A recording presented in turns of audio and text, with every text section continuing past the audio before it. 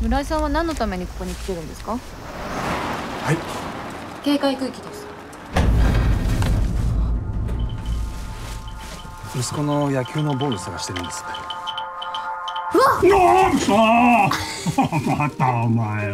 Effectivement, c'est mon premier court-métrage. Après, c'est vrai que j'ai toujours voulu faire de la fiction, où j'ai fait de la publicité, j'ai enchaîné dans 2 gros groupes de télévision. Pour moi, j'étais très content, ça m'a permis de me rapprocher un petit peu de l'image. Pareil ensuite en publicité, où j'ai pu faire de la réalisation. C'était une partie du rêve, hein. Je voulais être réalisateur de fiction. Et donc là, avec Home Six, c'était l'occasion de passer à la deuxième étape du rêve. 怖くないんですか？一応気をつけてます。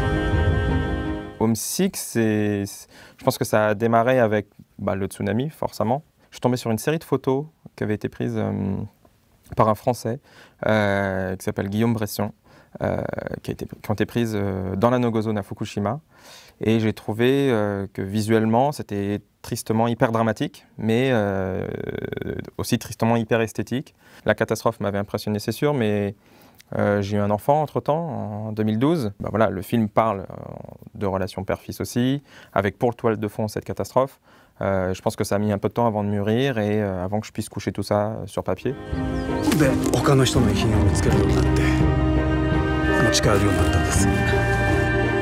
Je ne sais pas si c'était très différent de l'écriture d'un scénario standard. J'ai pris vraiment les choses étape par étape. Et au départ, mon objectif, c'était de sortir ce scénario, de terminer ce scénario et d'aller au bout de ce scénario. Je ne me posais même pas la question de me dire ça va être réalisé, ça va être produit, ou je vais trouver des financements. Ou... À ce moment-là, je me disais juste il faut que tu arrives au bout de ça. Après, c'est vrai qu'en le relisant, je me suis dit c'est quand même dommage de terminer ce scénario-là, parce que c'est a priori celui que tu n'arriveras jamais à financer, parce que au Japon, en japonais, je parle de manière très médiocre. À Fukushima, avec un enfant, je cumulais un petit peu tous les obstacles qui m'ont poussé à me dire non, tu le produiras pas. Mais à l'époque, ça m'allait très bien. Mon compère, mon co-réalisateur de publicité qui a lu le scénario et qui m'a dit un jour essaye de l'envoyer à Valence. Valence Scénario, c'est un gros festival de scénaristes. Donc je l'ai envoyé un petit peu à la volée. Il se trouve que ça a été pris. Je pense que c'est le premier élément qui a fait que je me suis dit c'est peut-être envisageable. J'ai rencontré un producteur qui a lu le scénario, qui m'a contacté très rapidement. Et là, c'était parti. Lui, il s'occupait du reste. Il a fait vraiment les schémas classiques. On a demandé le CNC, qu'on a eu assez rapidement. Puis Arte est venu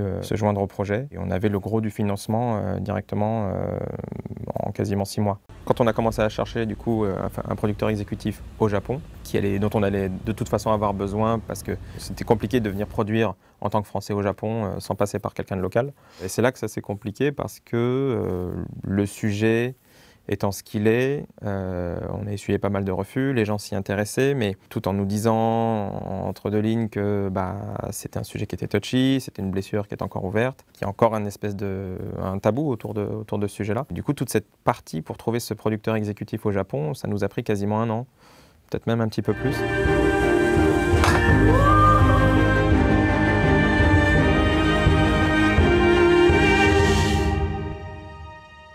Le décor, c'était ma première inquiétude parce que moi, ce qui m'avait marqué au début, c'était justement cette série de photos que j'avais vues. Mais au moment où on commence à lancer la prod, je suis absolument pas certain de pouvoir avoir accès à ces endroits-là. Du coup, j'ai fait appel au photographe en question, dont j'avais vu la série de photos, qui vivait au Japon à l'époque, qui m'avait donné un peu de trois tips pour pouvoir rentrer dans la zone. Il faut demander telle autorisation, ça prend tant de temps, tu pourras rester tant de temps dans la zone, etc. Mon producteur exécutif, donc Hiroto, au Japon, a commencé à démarcher les mairies, les commissions de films, et on a eu beaucoup de refus. Du coup, on a un peu triché. Tout le film se passe plus ou moins dans la zone et dans la périphérie de la zone. Mais en vrai, on a tourné, on va dire, un tiers du film en périphérie de Tokyo, un tiers du film dans une ville qui est à 1 heure de la centrale nucléaire, qui s'appelle Ishinomaki. Ishinomaki, c'est là qu'il y a parmi les plus gros villages de réfugiés qu'on voit dans le film. On a tourné une journée dans la zone à proprement parler,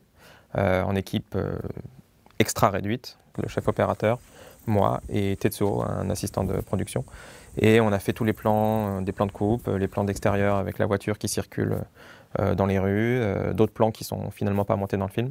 On a fait un petit peu appel aux effets spéciaux, forcément, pour quelques plans clés, histoire de convaincre le spectateur le plus tôt possible dans le film. Il fallait très vite, dans la narration, avoir un plan d'exposition qui te donne le décorum, pour que derrière, les plans qu'on a trichés passent le mieux possible.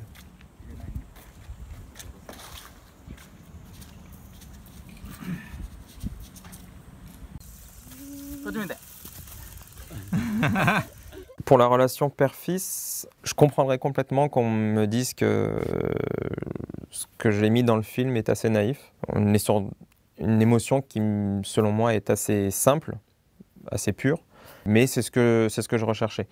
C'est-à-dire que je mélange un petit peu tout. Je mélange d'une part, moi, en tant que réalisateur, ma volonté de faire un premier film qui soit accessible, qui ressemble à un film.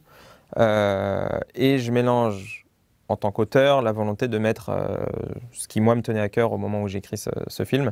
Et voilà, comme je le disais tout à l'heure, c'est pas anodin. J'ai commencé à écrire 2 ans après avoir eu mon fils. Et je pense que j'ai projeté moi, ma peur la plus primale, la plus basique, qui est de perdre son enfant, comme une sorte d'exorcisme. J'essaie de sortir ça sur le papier, histoire de m'en débarrasser d'une certaine manière.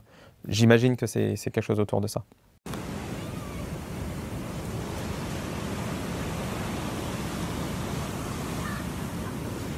C'est sûr que le Japon a un aspect spirituel qui est assez différent de ce qu'on peut avoir en France. On ne traite pas forcément la mort de la même manière, tant dans les croyances, mais aussi dans la façon de parler des morts, dans la façon de faire référence aux morts. C'était assez intéressant d'ailleurs, parce que moi j'ai écrit ça de manière assez naïve de mon côté, avec ma connaissance qui se limite à ce que mon père m'a montré, à ce que j'ai connu quand j'allais en vacances au Japon.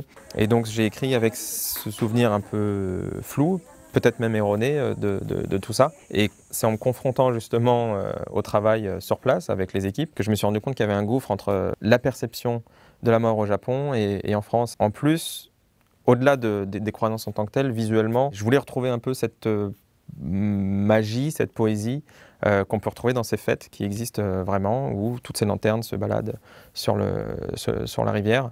Et ça crée une image qui est très forte. Il y a plein de films qui font appel à cette esthétique-là, qui est pour moi très poétique, les films de Miyazaki aussi. Ces visuels-là donnaient vraiment une explication, notamment pour les enfants, donc encore une fois très naïve, mais qui était très claire. C'est-à-dire qu'on avait vraiment chaque lanterne qui représentait l'âme d'un défunt et qui allait vers la mer, en tout cas qui s'est éloigné de la famille, une espèce de départ. Et du coup, je trouvais que c'était une métaphore, encore une fois, très naïve, mais que je suis prêt à assumer sans aucun souci.